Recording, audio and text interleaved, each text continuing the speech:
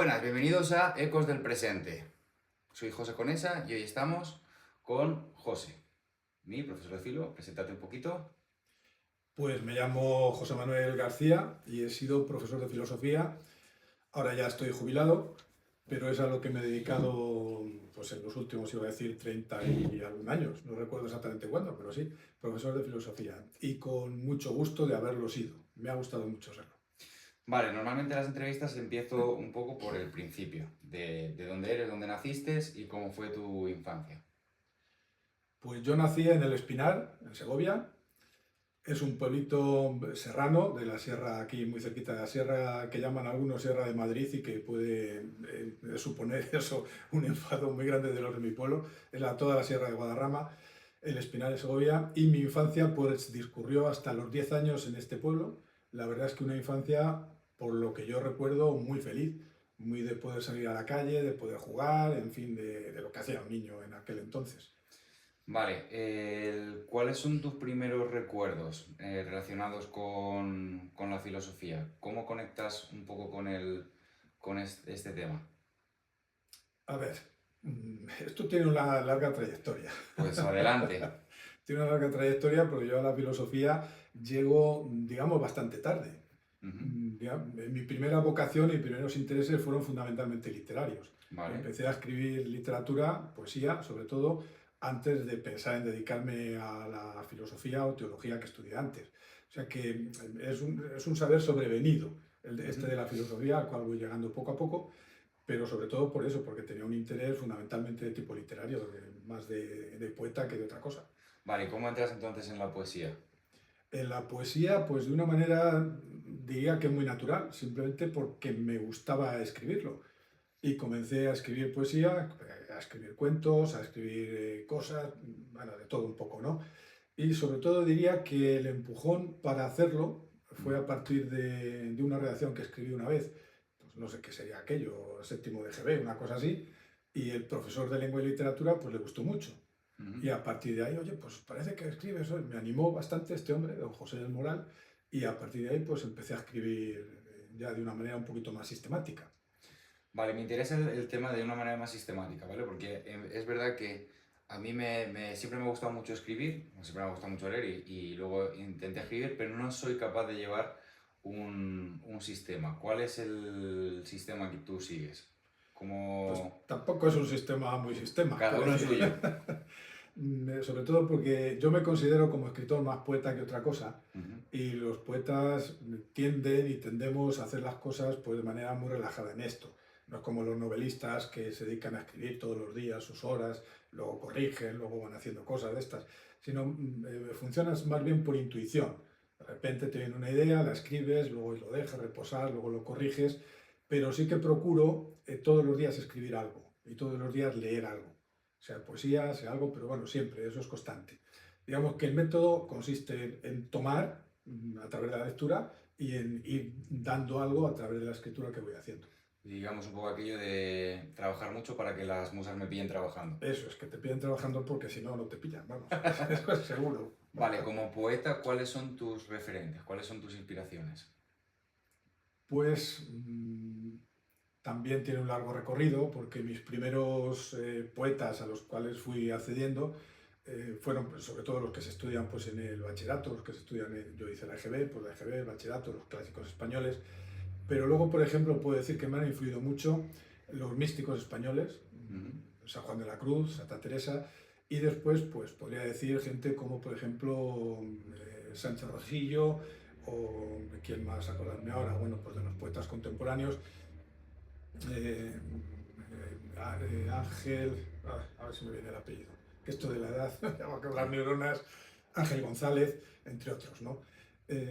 Poetas que siempre buscan en su poesía una unión entre lo que es la forma del Ujú. poema, pero con un contenido que se pueda apreciar, que te lleve a partir de ese contenido a un cierto pensamiento, a una cierta reflexión. Ok.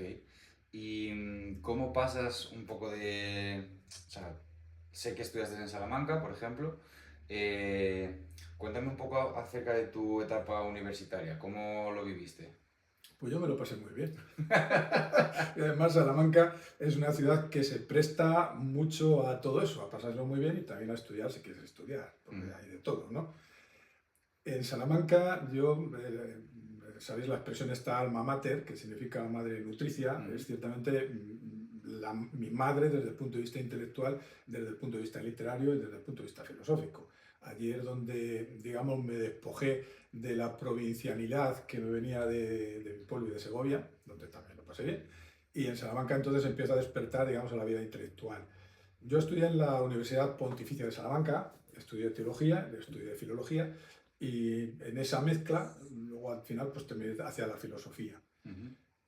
¿Cómo decir? No es un camino, digamos, recto, no es un camino lineal de que empezar a estudiar filosofía y terminar estudiando filosofía, sino que empecé por teología, seguí por filología, terminé por filosofía.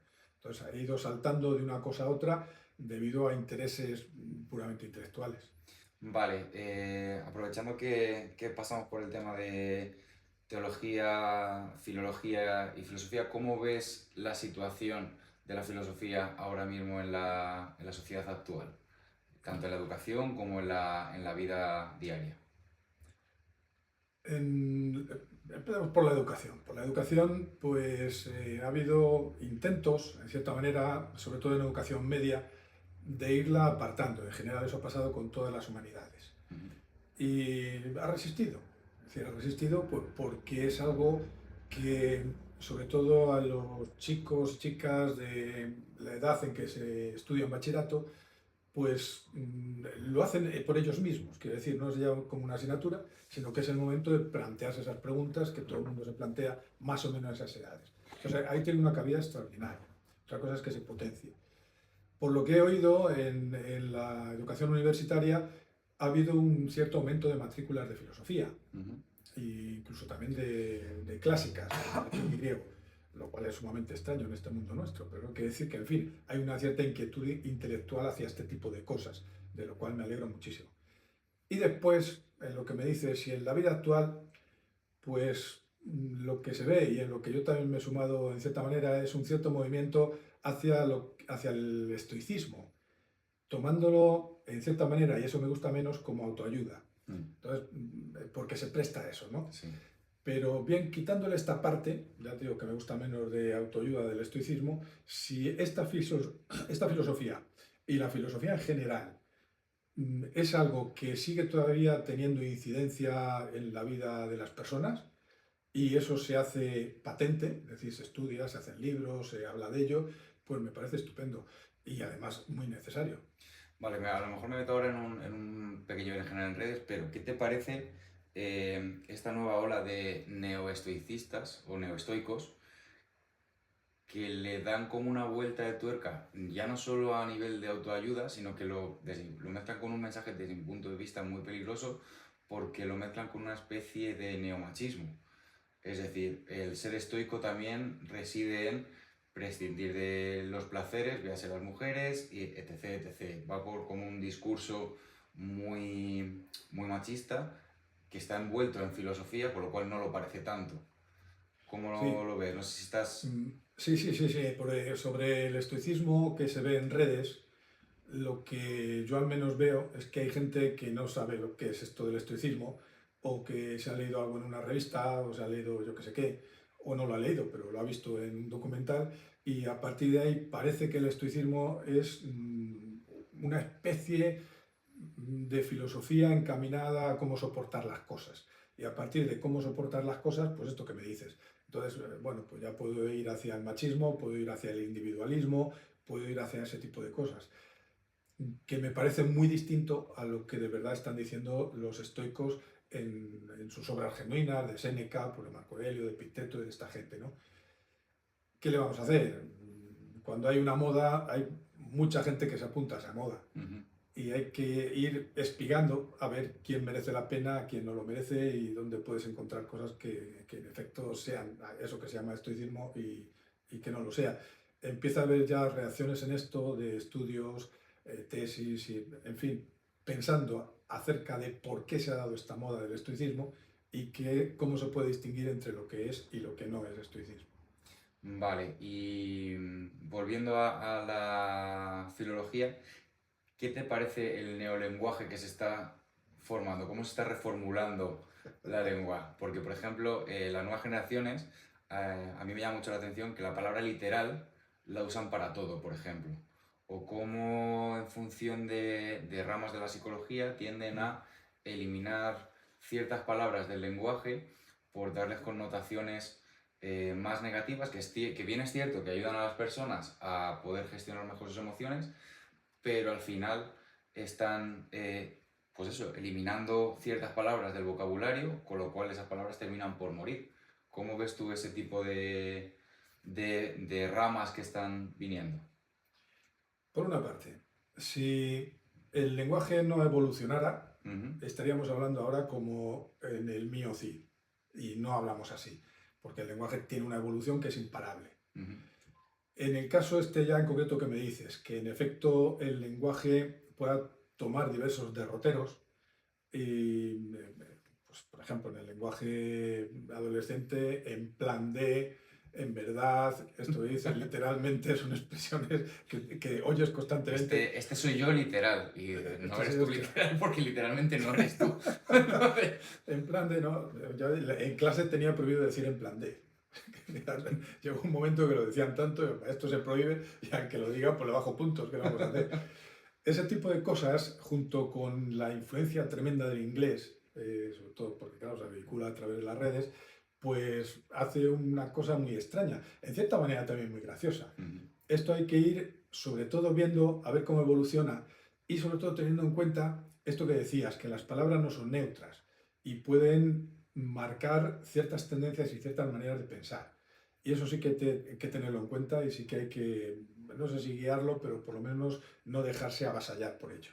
Vale, y siguiendo por el tema del lenguaje, todo el tema de ya no solo el neolingüismo, sino los anglicismos que invaden nuestro idioma actualmente, ¿cómo lo ves como filólogo?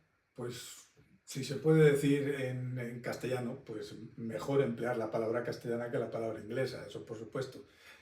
Pero como es inevitable, pues vamos a intentar, digamos, que se nos entienda por lo menos bien en castellano. Y a mi manera de ver, evitándolos en la manera posible, no en todo lo posible. Pero ojo, que hay que tener cuidado, porque yo me acuerdo cuando presenté la tesis, el subtítulo de la tesis decía un estudio sobre, y uno de los profesores del tribunal me llamó la atención, dice, eso es un anglicismo. Entonces aprendí que decir un estudio sobre era un anglicismo y lo que habría que haber dicho en castellano es estudio sobre, no hace falta ponerle en uno. El uno. Claro, Ok. bueno, pues es que se te cuelan, hay veces que ya llega un momento en que es tan potente esta influencia. De todas formas, en lo que se pueda evitar y tratar de hablar el castellano lo más correcto posible, pues estupendo que se haga de esa manera. Vale, retomando un poco tu etapa universitaria, sales de la universidad y hacia dónde te diriges. ¿Directamente a la educación? ¿Pasas por otros derroteros? ¿Cuál es el camino antes de recalar en la educación? Las carreras de lo que llamamos letras están muy orientadas hacia educación, porque prácticamente esto que hablamos de otras salidas, pues son más difíciles. Ujú.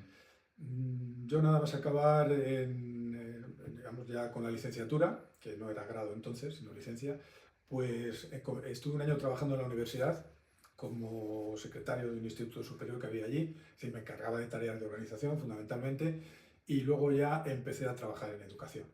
Estuve unos años pues que prácticamente como interino y después ya la oposición y ya conseguí sacar plaza como profesor de filosofía.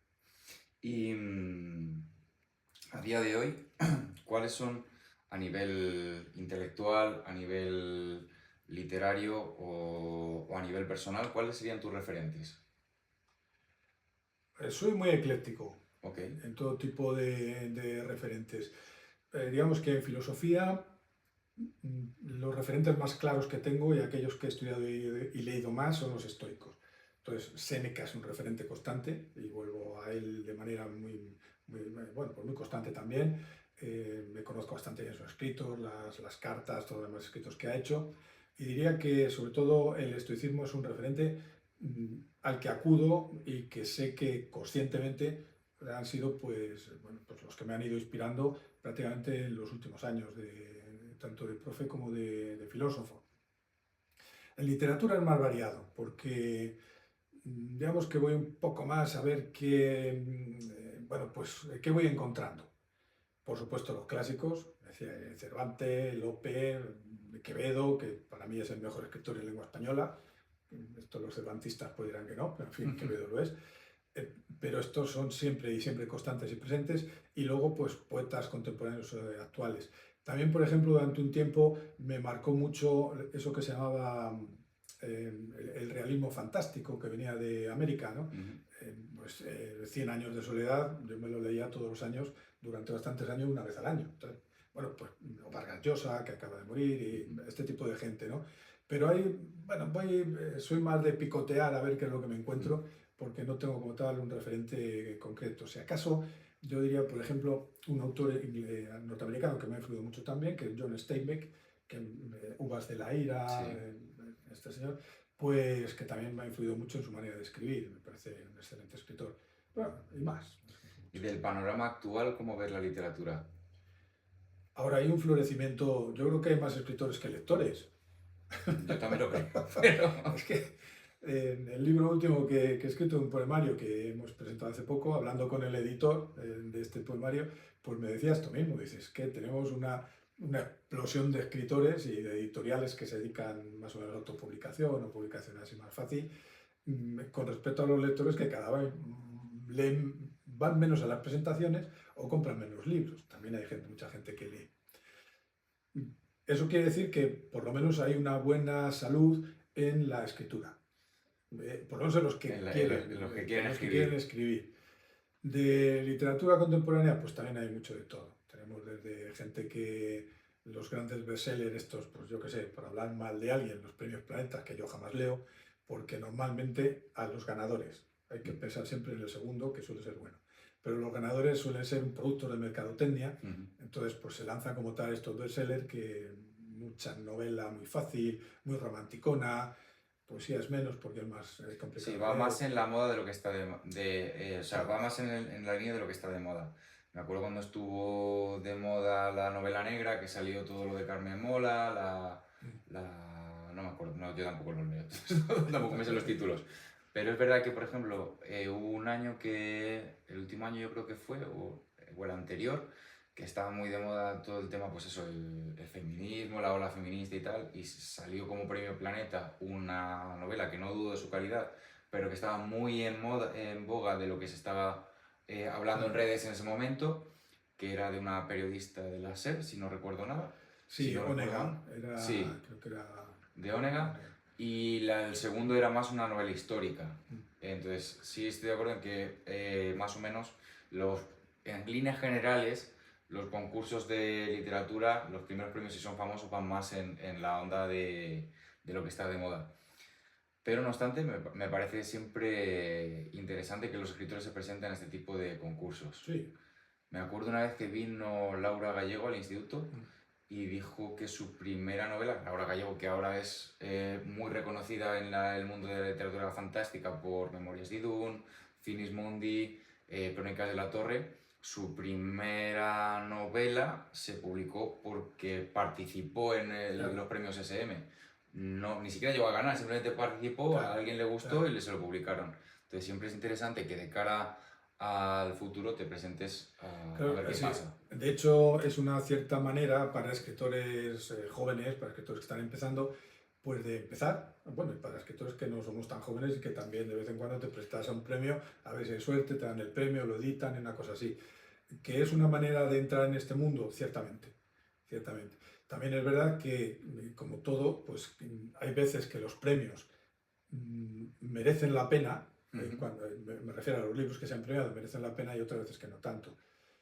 Hay que suponer que en un premio que no sea tan importante como este que hemos citado del Planeta, donde digamos que está mucho más dirigido al mercado, pues en esos premios los jurados van a ser lo bastante honestos como para elegir lo que es bueno. Entonces, en efecto, pues puede salir de ahí, sobre todo en gente que está comenzando a escribir, pues muy buenas promesas que luego, pues oye, si tienen suerte, pues también van a vender libros y puedan vivir de eso, que vivir de la literatura en España es tremendamente complicado.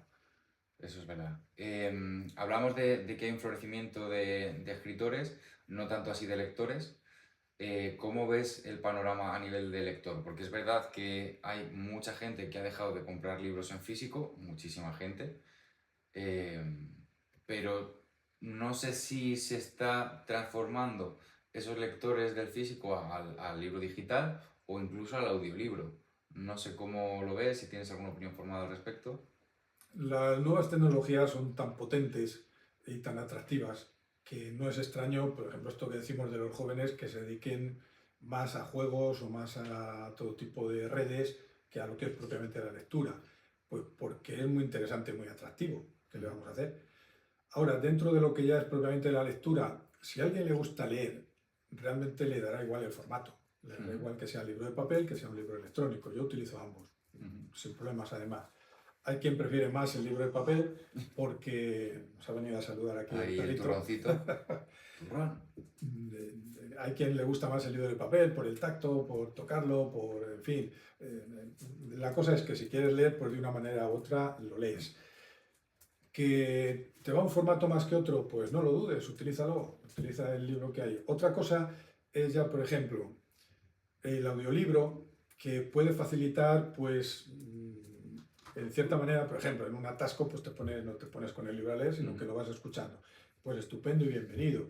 Ahora, para mí, la función de leer, de leer bien sea en formato papel, bien sea en formato electrónico, tiene unas ciertas características que no tiene el oído. Son modos distintos de acceder a la información. Y como son modos distintos de acceder a esa información, pues tienen un distinto trámite cerebral. Mm. Y ese trámite cerebral, pues para mí hay que mantenerlo también en la lectura. Sí, es importante. Parece una tontería, pero es verdad que con el tiempo te vas dando cuenta de que es verdad de aquello que te dicen en clase de la comprensión lectora. Ahora, por ejemplo, con cosas tan estúpidas, entre comillas, como leerte las instrucciones de un juego de mesa, marca la diferencia entre una persona que lee y una que no lee. Una persona que lee o sea, cuando nos juntamos todos los amigos a jugar, los que estamos más acostumbrados a leer, entendemos más fácil los juegos nuevos porque comprendemos más rápido las reglas, que es una tontería porque al final dices, estás leyendo unas instrucciones, sí, pero algunas instrucciones no son tan sencillas si no estás acostumbrado a leer de una manera constante. Sí, sí, estoy de acuerdo con eso. Es más, aquí a reivindicar la escritura y escritura a mano, porque también es otro procedimiento distinto a la escritura en ordenador. Yo suelo escribir en ordenador, la verdad, pero escribir a mano, por ejemplo, poesía, tiene otro trámite. Mm. Entonces, que hay que seguir. Estoy acordando que creo que en Finlandia se plantearon la posibilidad de dejar de enseñar a escribir, Hostia. porque lo que hay que hacer es ordenador. Pero hombre, es que funciona de otra manera. La escritura con la mano y el pensar en escribir, lo que haces al escribir, ver fuera de ti lo que has escrito, ya sea en Mm. ordenador o sea a mano, a partir de ahí ir formando eso que has escrito, que no es simplemente pensar el flujo constante del pensamiento, sino, bueno, pues me detengo y yo que cuando lo pienso soy el mejor escritor del mundo, cuando lo veo escrito empiezo a pensar que no es tan bueno y cuando alguien lo lee dice, joder. Vale, eso sobre todo, eso me cambia un poco el rollo de la pregunta porque cuando alguien te lo lee, ¿tú cómo corriges tus trabajos? ¿Los corriges tú, se los dejas a alguien? Porque ahora, por ejemplo, con el tema de la inteligencia artificial, hay mucha gente que está utilizando, por ejemplo, páginas como ChatGPT, como DeepSeek, como otras inteligencias artificiales para corregir y revisar sus trabajos. ¿Cómo ves cómo lo haces tú y cómo ves ese tipo de innovaciones? Yo lo hago siguiendo el método tradicional de volvérmelo a leer varias veces Ujú. y leerlo varias veces. Y como cuentan una anécdota de Juan Ramón Jiménez, ¿no? Que un día muy contento, pues esta mañana he estado trabajando mucho y bien, he cambiado una coma. Bueno, pues son las excentricidades que podría tener este genial poeta, pero vamos a eso, tú coges el poema, lo revisas una otra vez, o las novelas, que son más peñazos de corregir, entonces las lees una y otra vez y vas viendo qué cosas te parecen que hay que corregir, porque no es solamente la parte ortográfica o formal, sino que hay veces que quieres corregir un poquito más, porque no ha acabado de expresar lo que tú quieres decir ahí.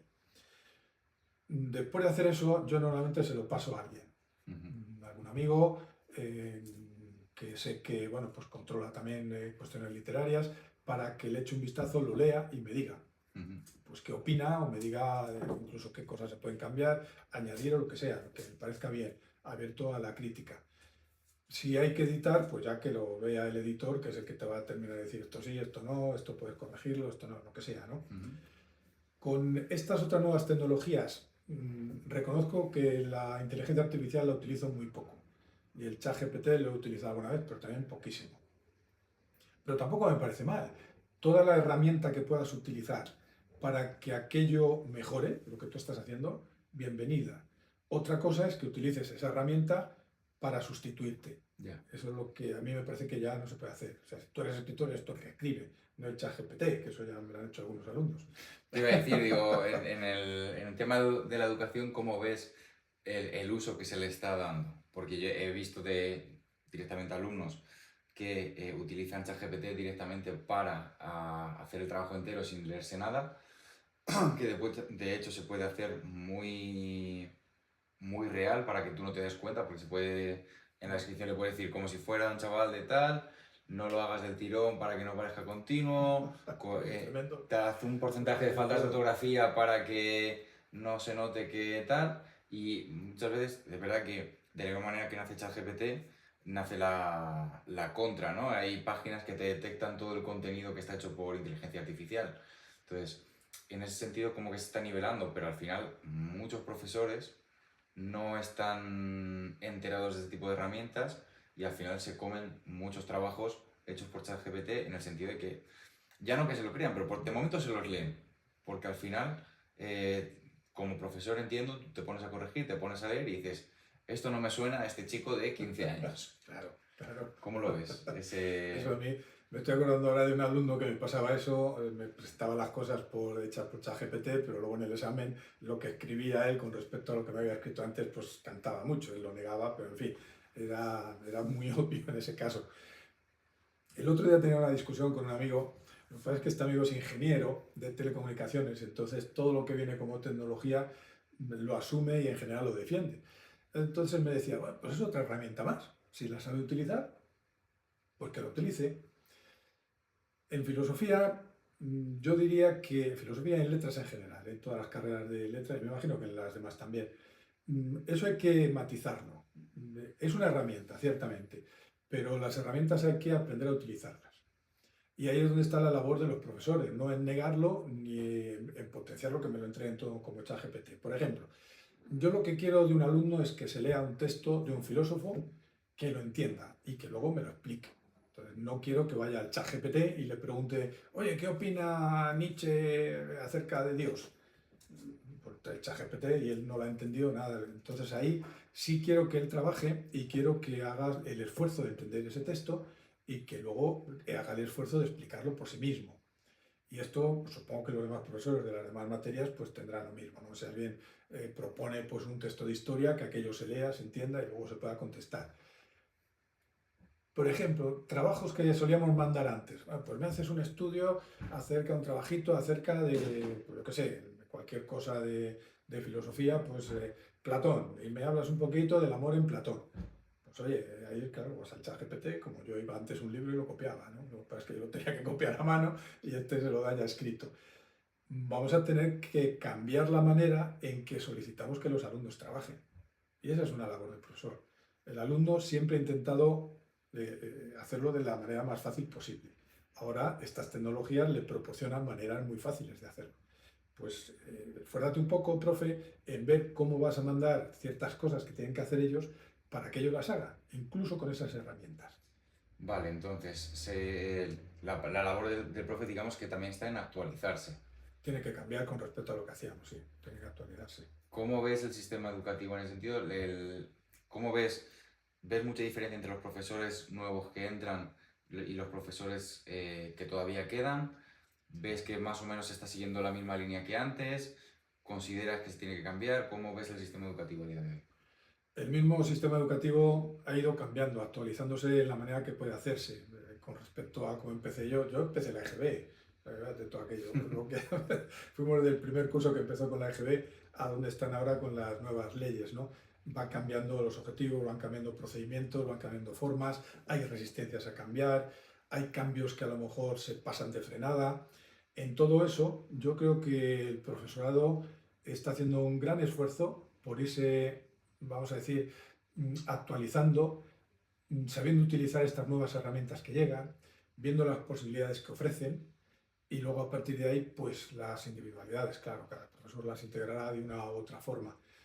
Es verdad que con las nuevas posibilidades que estas nuevas tecnologías nos van ofreciendo, se abren unos caminos muy interesantes, pero también hay que tener un cierto cuidado. No nos olvidemos que al fin y al cabo estamos educando a personas y las personas tenemos unos ciertos trámites.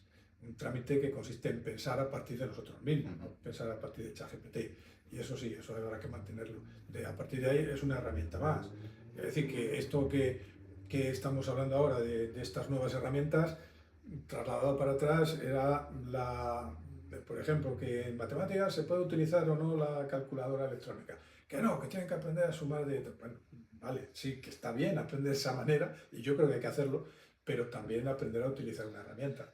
Sí, al final yo creo que hay cosas básicas que sí que tenemos que aprender a hacerlo nosotros mismos y cosas que a lo mejor más complejas que a lo mejor no son tan necesarias. Yo qué sé, por poner un ejemplo matemático, pues una raíz cuadrada a lo mejor no es necesario hacerla de cabeza 100%, porque a lo mejor pues una persona que esté metida en el mundo de la matemática pues sí va a necesitar hacer ese tipo de cálculos mentalmente muy rápido, pero yo como bailarín o como presentador de un podcast o simplemente en mi día a día, yo no necesito hacer la raíz cuadrada de un número complejo. Sí, a lo mejor de un número simple, hay cosas que las cosas simples que me da un poco de pena que se tengan que utilizar herramientas muy tal, pero es verdad que, por ejemplo, igual que hablamos de la calculadora electrónica o que estábamos hablando de ChatGPT, para mí, por ejemplo, ChatGPT es una herramienta muy fuerte en el sentido de que yo jamás había editado ningún vídeo, ni Claro, había editado claro. sonido. ¿Cómo he aprendido? A través de ChatGPT, preguntándole y viendo a ver qué instrucciones y cómo se hacían las cosas. Bien es cierto que ChatGPT es un arma de doble filo y comete fallos. El problema del ser humano en ese sentido es que tendemos a confiar en que lo nuevo siempre es mejor y no comete errores. Entonces, hay que tener mucho cuidado a la hora de, en este sentido, volviendo a recabar información para trabajos, porque mete muchos fallos muy gordos. No hay que olvidar que es una inteligencia artificial. Esto quiere decir que va Claro. aprendiendo de la gente que va interactuando. Si nosotros le vamos dando información falsa, él no tiene criterio Claro, propio para discernir una información de otra, que creo que es el trabajo que como seres humanos tenemos que hacer, el aprender a discernir qué información sí, es sí, cierta y qué información no lo es. Y más en la era de la información en la que las fake news los bulos constantes. son constantes. O Es una sea, cosa en tremenda. cuanto ves el móvil, hay 5 noticias falsas que te venden que fulanito se ha estrellado, que al otro le han detenido porque ha tenido una movida con bitcoins o cosas muy flagrantes como cambios en la propia historia que si te descuidas están tan bien hechos que te lo crees. Sí, sí, sí, sí, sin duda. Con eso hay que andar de puntillas y con mucho cuidado, porque ciertamente que digamos que todos son herramientas, es tecnología como tal, pues, hombre, por compararlo con un destornillador, vamos a decir que es una herramienta muy básica, ya, pero es una herramienta que, oye, se puede utilizar de muchas maneras. Y lo mismo, sin ir más lejos, se puede utilizar para apretar un tornillo o se puede utilizar para matar a una persona. Es que estamos hablando de una herramienta como las Polivalente. herramientas, claro, como estas herramientas contemporáneas son todavía más potentes que eso y se puede utilizar de una manera, pues mucho más, con muchas más cosas. Pero tiene muchas posibilidades y sí pienso que llegará un momento en que las máquinas aprenderán por sí mismas y vamos a tener cuidado, vamos a tener que tener cuidado si no nos suplantan. Y ya, como la película Matrix, ¿se Sí, acuerdan sí, que en venía Matrix o con... en Terminator. De hecho, vi un artículo el otro día que hablaba de que el dueño de ChatGPT precisamente decía que se gastaban millones de dólares extra cuando nosotros al utilizar esas herramientas decíamos por favor y gracias dentro de la aplicación, pero que él prefería gastarse ese dinero porque si el día de mañana las máquinas nos suplantan, sean más clementes con nosotros Claro. que si solo simplemente los utilizamos de esclavos. De todas maneras, es verdad que es muy peligroso todo el tema de las inteligencias artificiales, aunque creo que es inevitable, porque en otro artículo que comentaba el otro día con mi suegro, hablaba que debido a estas inteligencias artificiales, la corteza cerebral se estaba empezando a deteriorar. Había Mm. estudios que se había demostrado que había en algunos sujetos, en una población, habían hecho un estudio con una muestra grande y se había llegado a deteriorar en gente que utilizaba mucho la inteligencia artificial en torno a un 2% o una cosa así, que puede parecer poco, pero es una barbaridad. Es una barbaridad. Sí, he oído este tipo de estudios. Vamos a pensar que en efecto sean estudios sólidos y que están viendo este tipo de cosas. Entonces habrá que poner algún tipo de remedio precisamente a eso, para evitar que estas herramientas, que son herramientas de los seres humanos, sirvan en nuestra contra. Más bien tiene que servir para lo contrario, que potenciemos todo lo más posible todas nuestras capacidades, eso sí. No sé si son ciertos, ya te digo, este tipo de estudios, que sí que algunos los he visto, o a ver qué interpretación hacemos también de ello. Por ejemplo, dicen que si los miopes estamos incluso mejor adaptados a la utilización de ordenadores que alguien que no es miope, porque pues, bueno, pues por el formato de las pantallas y todo eso, pues digamos que nuestro ojo se va adaptando y va generando una miopía para ver el mundo real, vamos a decir, ¿no? Tampoco sé si esto es cierto, ¿eh? Simplemente lo he leído. Puede ser esto, que nuestras capacidades se vayan adaptando a aquello que vamos haciendo. Si es algo que va limitando las posibilidades que tenemos los seres humanos, entonces habrá que ponerle remedio. Si nos potencia, pues adelante. Sí, al final es evolucionar. Al final, el problema es que siempre se ha entendido, o mucha gente ha entendido la teoría de la evolución de Darwin como la supervivencia del más fuerte, cuando realmente nunca ha sido así. Siempre ha sido la supervivencia del más apto. Claro. Entonces, para ser apto muchas veces no tienes ni que ser fuerte ni que ser listo. Creo que había no sé si una tortuga o un pez en un mar de Japón, que era el pez más longevo y era el único de su especie porque era lo más tonto que había, lo más estúpido que había Se había adaptado dentro mejor de... a todo demás. Claro, porque no reconocía el peligro, entonces él se quedaba quieto, no reaccionaba, no se metía en trampas, porque como era tonto, se quedaba donde estaba Claro. y no se iba para ningún lado. Muy bien. Entonces, al final es un poco el entender bien las teorías clásicas. Vale, hemos hablado de que, bueno, al presentarte, estás jubilado. ¿Cómo rellenas tu tiempo después de salir Pues, del mercado laboral? pues al poco de jubilarme, nada más jubilarme, digamos que mi idea era que tenía que rellenar el tiempo, pues para, en fin, como estaba acostumbrado a ir al trabajo, estas cosas, todo eso, pues para rellenar el tiempo para no quedarme sin cosas que hacer. Y de hecho, creo que te lo contaba antes, me apunté a varias cosas y al final me di cuenta que estaba tan agobiado con esas cosas a las que me había apuntado que las fui dejando para tener tiempo y entonces dedicarlo pues a aquello que realmente me gusta, pero es una obligación extrema. Yo escribo, leo, pues entonces a eso le dedico tiempo. Me gusta mucho ir al monte, a eso le dedico tiempo. Hago deporte y luego pues a las cosas que hay que hacer en casa y en la familia. Y con eso se te rellena la vida. Sí. No hay que buscar muchas más obligaciones. Vale, ¿qué habilidades recomiendas desarrollar para alguien que quiera empezar a escribir? Leer mucho, Ajá. leer mucho y escribir mucho. Son las dos habilidades extremadamente necesarias para alguien que quiere escribir. Leer mucho porque, digamos, todo el que lee mucho en algún momento quiere empezar a escribir. Se le va ahí, digamos, la mano o el cerebro, lo que sea, y escribir mucho porque uno no se hace un genio ni se hace un monstruo de la literatura de un día para otro. Eso es tremendamente raro. Yo creo que no pasa nunca, sino que alguien que escribe una obra va escribiendo y va escribiendo y va escribiendo y con eso va aprendiendo a escribir, va aprendiendo a expresarse. Vale, ¿cómo lidias tú, me interesa, con el bloqueo del escritor? Pues yo dejo de escribir y luego cuando se pasa comienzo a escribir otra vez. Otra cosa es cuando estás escribiendo algo en concreto y estás, por ejemplo, eso pasa menos en poesía que en novela. Estás con un capítulo y aquello no te acaba de salir, pues ahí sigo la recomendación que me hacían mis profesores cuando estábamos traduciendo y te atascabas en una traducción y no había manera de que esa frase te quedara o ese poema o lo que fuera que estabas traduciendo que saliera. Y me acuerdo siempre de Carlos Carrete, que era profesor de hebreo, y me decía, pues entonces lo dejáis y os vais a pasear y después ya volveréis y ya veréis cómo funciona. Y es que funciona, eso se desbloquea. Si estás bloqueado en un capítulo de algo, déjalo, pasa a otra cosa, que tu cerebro se despiste con esa otra cosa y luego lo retomará en algún momento. Vale, ¿qué es lo más importante, cambio un poco de tema, lo más importante que has aprendido sobre ti mismo? Quizá yo diría que aprender a tolerarme a mí mismo.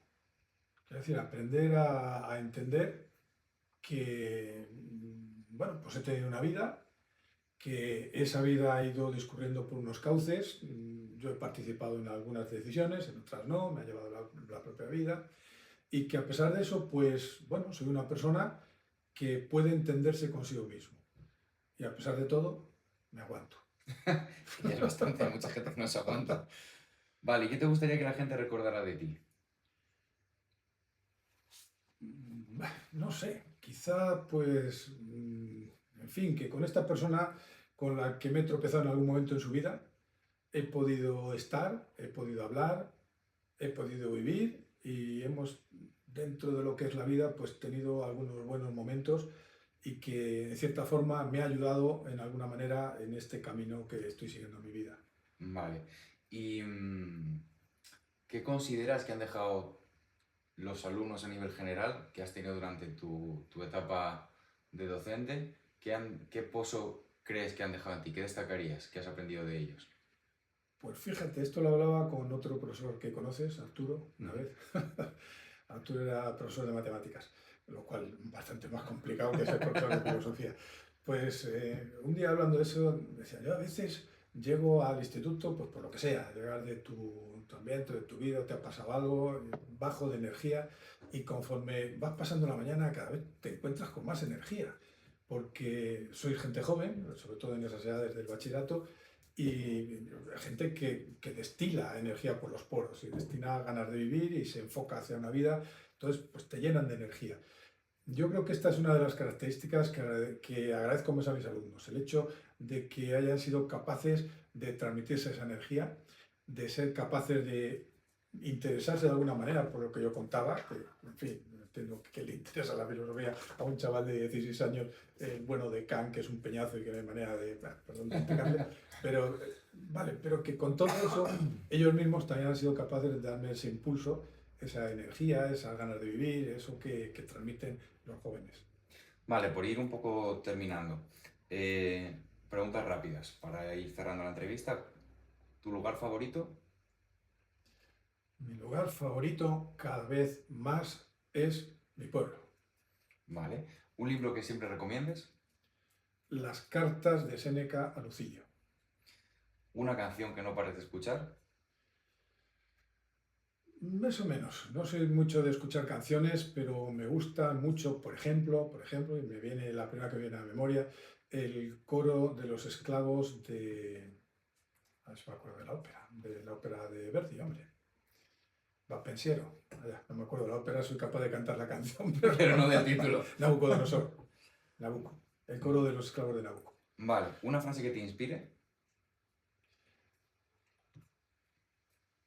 Vamos a decir una frase que pienso muchas veces de San Juan de la Cruz, que me parece uno de los versos mejores que se han hecho en la literatura española, que es amada en el amado transformada. Muy buena frase. Y esta a lo mejor es un poquito más complicada. ¿Tu palabra favorita? Vamos a decir, entre varias que te puedo decir, pero por decirte una, alegría. Vale. Luego, ¿has estado a gusto? ¿Sí? Vale, y la última pregunta. ¿Una persona a la que invitarías al podcast a que pase por estos micrófonos? ¿Para qué pase por aquí? Pues hombre, se me ocurren muchas, pero por ejemplo, en conocidas tuya y mía, yo te diría que invitaras a Concha, que fue profesora de educación física, ya también jubilada, que es una persona tremendamente vital y alegre. Eso es verdad. Y por eso, solamente por eso merecería la pena que viniera y te contara sus experiencias vitales. Y luego te diría que alguien, bueno, pues que no conoces, pero que es muy amigo mío, se llama Ismael Alonso, también de la profesión, él es profesor de lengua, es escritor y es un tipo con el que merece la pena hablar. Pues a los dos quedáis formalmente invitados, ya haremos trámites. Pues nada, muchas gracias, José Manuel, por pasar por los micrófonos. Lo dicho, espero que ya está a gusto. Muy a gusto, pero contigo siempre estoy a gusto, hasta bailando, que no es de las cosas que más me gustan, pero que lo he hecho por mi mujer y por él. Pues nada, hasta aquí otro día más de Ecos del Presente.